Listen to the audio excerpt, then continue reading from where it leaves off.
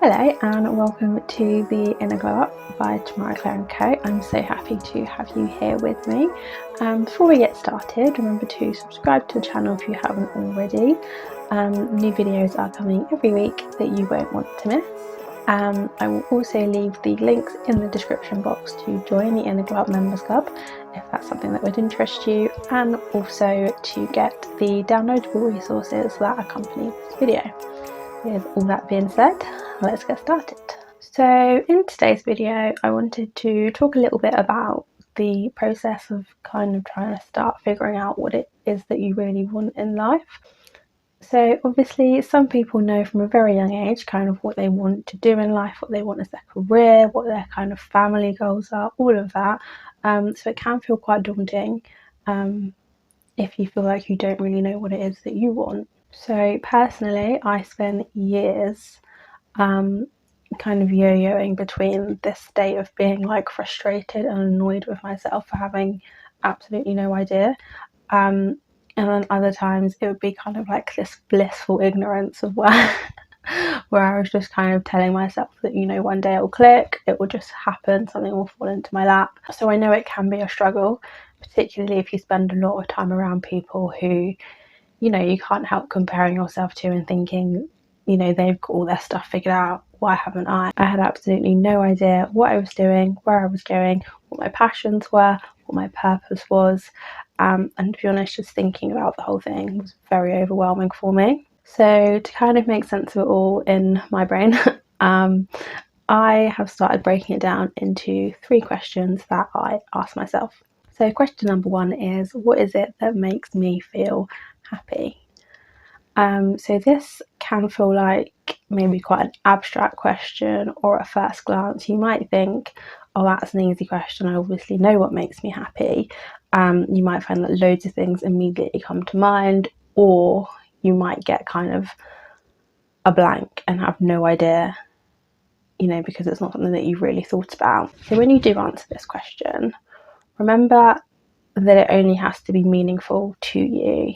You know, it doesn't matter if someone else would think that it was too big or too small, it just has to matter to you. The question is about you, it's not about anybody else.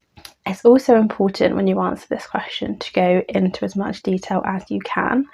So if, you know, a particular situation is coming to mind right now, like when you really get into it, you know, what were you doing? Who were you doing it with, if anybody? Where were you doing it? And why was it so special that it's instantly come to your mind? You want to kind of repeat that process with as many situations, as many, you know, things that come to mind as possible. So really take your time with this process, you know, repeat it for every kind of situation, every moment that comes to mind when you ask yourself that question.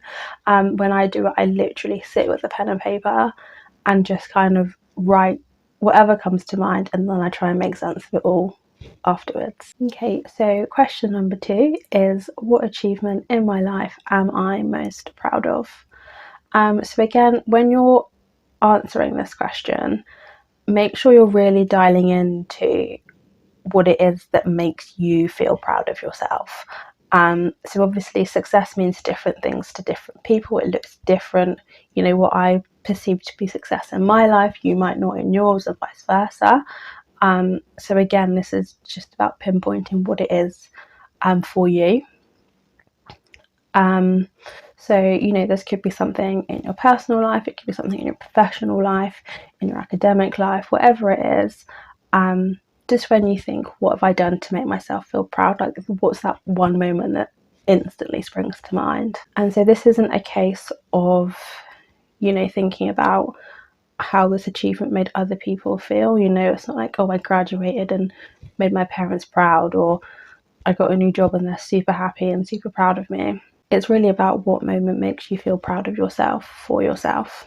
Okay, so the third question is, if money wasn't an object and there was absolutely zero chance that I would fail, what would I be doing right now? So when you're thinking about this question, kind of imagine a situation where you've got no financial obligations. You know, you haven't got bills to pay, you haven't got a mortgage, you haven't got children to worry about. You know, just kind of mentally remove that in this situation just for this.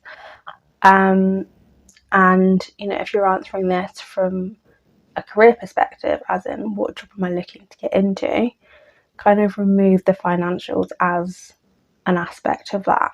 So if you're thinking about a job you might like to do, in this hypothetical situation, every job comes with the same benefits, the same salary, all of that. So the reason I included this question is because it is quite easy to be drawn to a particular industry, a particular job, for the financial benefits that it offers. And that's not to say that there's anything wrong with that. Like, it's absolutely fine to be financially motivated, but getting a job with a high salary, great benefits package, doesn't necessarily mean it'll be worth it in terms of you being happy and feeling fulfilled. So that's why I do that. In this situation, so in our hypothetical situation, there is also no chance that anything will go wrong for you.